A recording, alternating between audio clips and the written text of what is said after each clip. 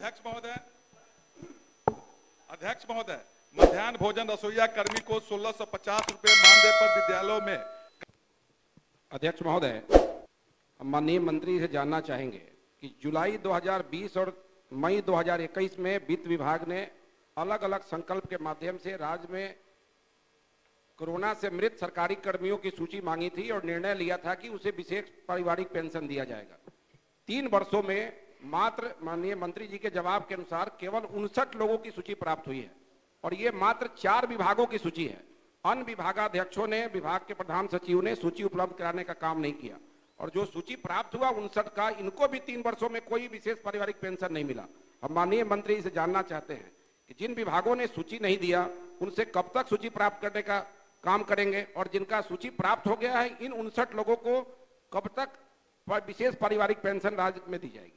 माननीय मंत्री महोदय, सरकार को अभी भी विचार करने में कोई परेशानी नहीं है। सरकार अभी भी तैयार है और ये सारे सदन को जानकर प्रसन्नता होगी कि इस तरह के विशेष पेंशन की स्वीकृति की योजना, इसमें बिहार सरकार ने पूरे देश में नजीर बनाई थी और जब हमने लागू किया तभी दूसरे राज्यों में भी इसे लागू, उसमें भी 3-4 प्रदेशों ने लागू किया हम लोगों को देखकर।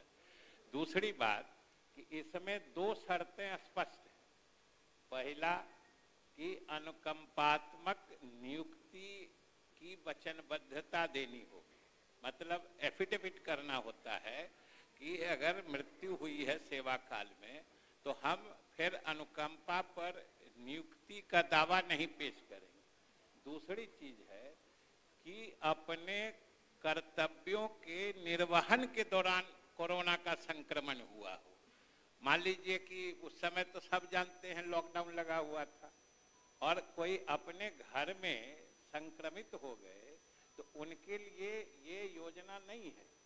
ये है कि सरकारी निर्देश पर जो कोरोना काल में भी अपने जान को जोखिम में डालकर जो सरकारी कर्मी अपने दायित्वों का निर्वहन कर रहे थे और उस क्रम में संक्रमित हुए और मृत्यु हुई, ये सिर्फ उनके लिए लागू की है। और ये अनोखी योजना इस माने में है कि अध्यक्ष महोदय, उस कर्मी के सेवानिवृत्ति की तिथि तक जो वो लास्ट सैलरी ड्रॉ कर रहे थे उतनी समतुल्य राशि उनके आश्रितों को विशेष पेंशन, क्योंकि फिर सेवानिवृत्ति की तिथि से तो उनको सामान्य पेंशन के जो नियम है उससे मिलेगा, लेकिन ये बिहार सरकार ने ही देश में पहली दफा ये नजीर पेश किया और उनके लिए जो लास्ट ड्रॉन सैलरी था उस राशि को उनके आश्रितों को पेंशन देने का निर्णय लिया।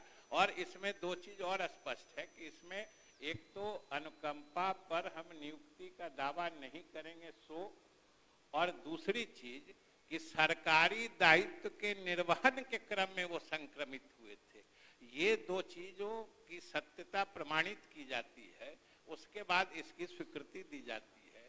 और इस तरह के मामले 59 आए हैं और ये मौलिक दायित्व संबंधित विभागों का है कि जिन विभागों के कर्मी की मृत्यु हुई है ये उनके तरफ से प्रस्ताव आता है तो वित्त विभाग फिर इसमें पहल करके मुख्य सचिव की अध्यक्षता वाली समिति से इसकी स्वीकृति प्राप्त करती है।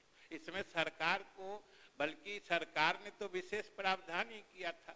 अगर माननीय सदस्य को या किसी माननीय सदस्य को ऐसी सूचना है, चाहे किसी विभाग का कर्मी हो, उसकी मृत्यु कोरोना संक्रमण से अपने सरकारी दायित्वों के निर्वहन के क्रम में हुआ है तो वो जरूर सूचना दे, सरकार सभी आगे की आवश्यक कार्रवाई करेगी। अध्यक्ष महोदय, महोदय आंसर जो है पोर्टल पर नहीं डाउनलोड है महोदय, आंसर मंत्री जी बता दें। माननीय मंत्री गृह विभाग लखेंद्र कुमार रोशन जी नहीं पढ़ पाए होंगे, देख नहीं चुका है, अने उत्तर आया है लेकिन नहीं देखे होंगे। हाँ नहीं देखे होंगे, सोनू बोले वस्तु स्थिति यह है कि विभागीय पत्रांक 359 दिनांक 17/1/90 द्वारा चौकीदार दफादारों को दिनांक 1/1/90 के प्रभाव से सरकारी कर्मचारी घोषित किया गया। विभागीय पत्रांक 11/2/87 दिनांक 20/12/95 द्वारा दिनांक 1/1/90 के बाद अवकाश प्राप्त करने वाले चौकीदार दफादार द्वारा नामित आश्रित पत्नी, पुत्र, भाई, भतीजा, नाती को चौकीदार के पद पर केवल एक बार अपवाद स्वरूप बॉन्ड लेकर के नियुक्त करने का प्रावधान किया गया।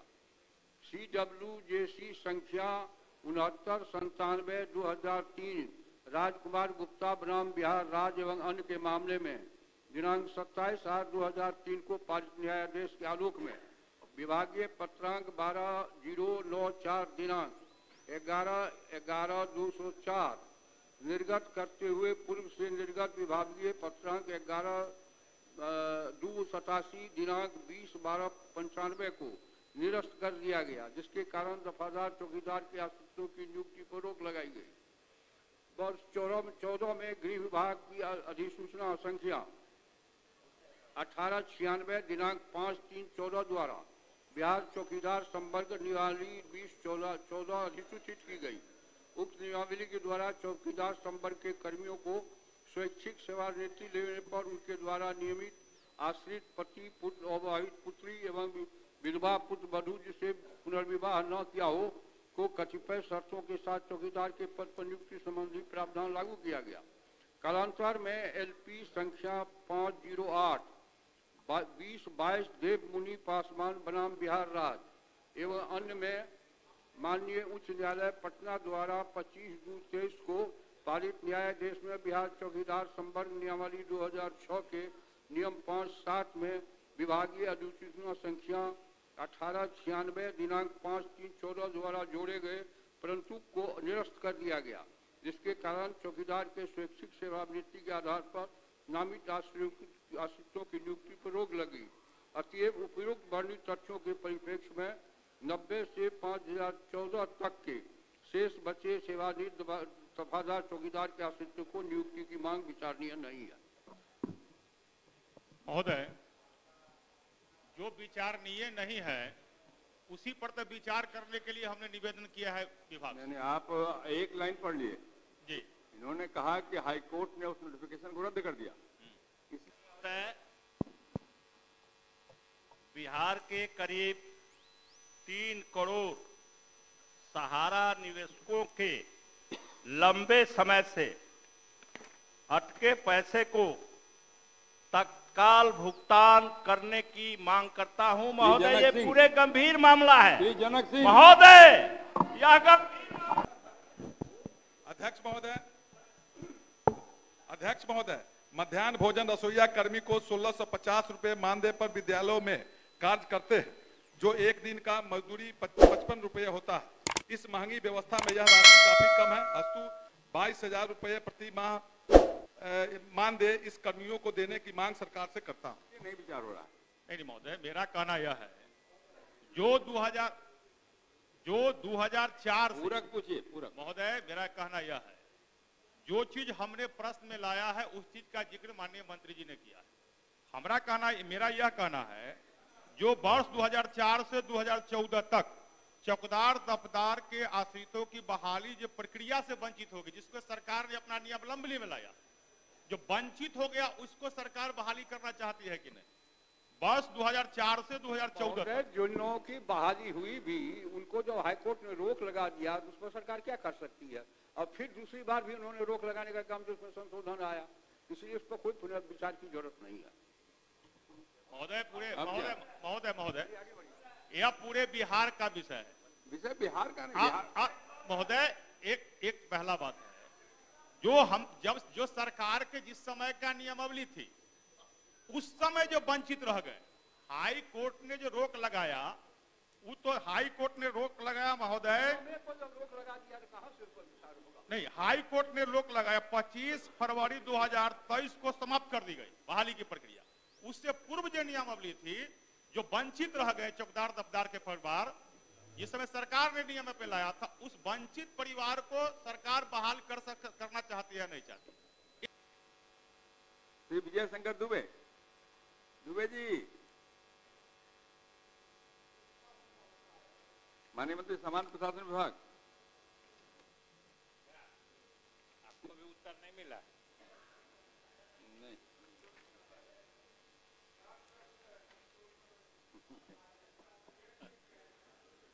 महोदय, खंड 1 वस्तु स्थिति यह है कि इस प्रकार से तैयार पैनल की वैधता 3 वर्ष ही निर्धारित है, जिसके उपरांत पैनल की मान्यता स्वतः समाप्त हो जाती है। खंड 2 आंशिक रूप से स्वीकारात्मक है। वस्तु स्थिति यह है कि कार्यपालक सहायकों के मांग के आलोक में उनके मानदेय को बेल्ट्रन के डेटा एंट्री ऑपरेटर के समतुल्य किए जाने का निर्णय शासी परिषद की 22वीं बैठक में लिया जा चुका है। उक्त क्रम में अलग अलग जिलों में पैनल निर्माण में एक रूपता नहीं रहने तथा बेल्ट्रन के द्वारा मानक परीक्षा के माध्यम से पैनल निर्माण की व्यवस्था को दृष्टिपथ में रखकर शासी परिषद की 23वीं बैठक में यह निर्णय लिया गया कि कार्यपालक सहायक के पद पर भविष्य में होने वाले रिक्तियों को बेल्ट्रन के माध्यम से भरा जाएगा। बेल्ट्रन में पैनल तैयार नहीं होने के कारण जिलों में के पैनल से नियोजन की कार्रवाई 8 जनवरी 2021 तक की गई है और उसके बाद से बेल्ट्रन की परीक्षा से जो पैनल तैयार हुआ है उससे नियोजन किया जा रहा है। महोदय, इस संबंध में एक उच्च न्यायालय में रिट याचिका भी दाखिल हुई थी और उसमें इस तरह के अभ्यर्थियों द्वारा बेल्ट्रन की दक्षता परीक्षा पास करने पर इनको भी नियोजित करने पर विचार करने का निर्देश प्राप्त हुआ है और इसके आधार पर महोदय यह परीक्षा भी ली जा चुकी है और अलग से पैनल भी बनाया जा चुका है और अब उस पैनल से इनकी नियुक्ति की कार्रवाई की जाएगी। माननीय मंत्री सामान्य प्रशासन। महोदय, वस्तु स्थिति यह है कि कार्यालय परिचारी विशिष्ट की रिक्तियों के विरुद्ध नियुक्ति की प्रक्रिया के संबंध में उच्च न्यायालय में कई मामले आए थे और उसमें जो न्यायाधीश हुआ है उसके मतलब परिप्रेक्ष्य में सामान्य प्रशासन विभाग ने एक आदेश जारी किया है और अब ये जो पहले जिला स्तर से होता था, जो दुबे जी का जिस तरह का प्रश्न है उसी तरह का अजीत शर्मा जी का है कि पहले जो जिला स्तर से होता था, अब ये तो कोर्ट के ही आदेश से अब ये राज्य स्तरीय इसके लिए नियुक्ति की जाती है।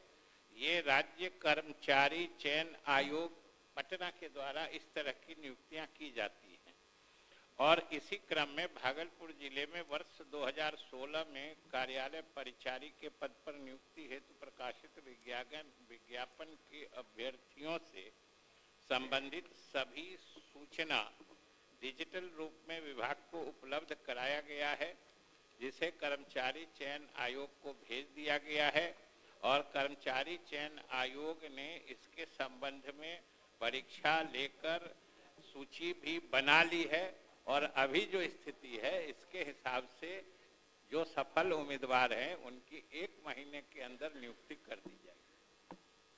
उनको सहानुभूति दिखाते हुए उन पर कार्य करने की कृपा कीजिए। माननीय मंत्री सामान्य प्रशासन विभाग। जवाब नहीं आया है। माननीय मंत्री सामान्य प्रशासन विभाग श्याम बाबू यादव जी का।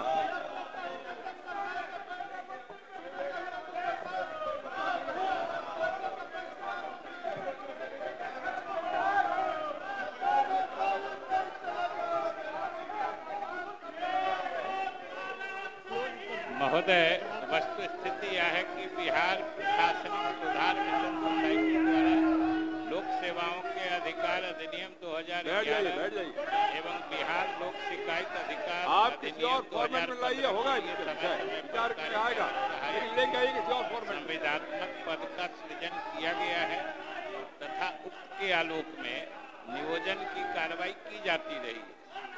सचिवालय जिला, अनुमंडल, प्रखंड एवं अन्य कार्यालय स्तर पर आवश्यकता अनुसार पद भी सृजित हैं।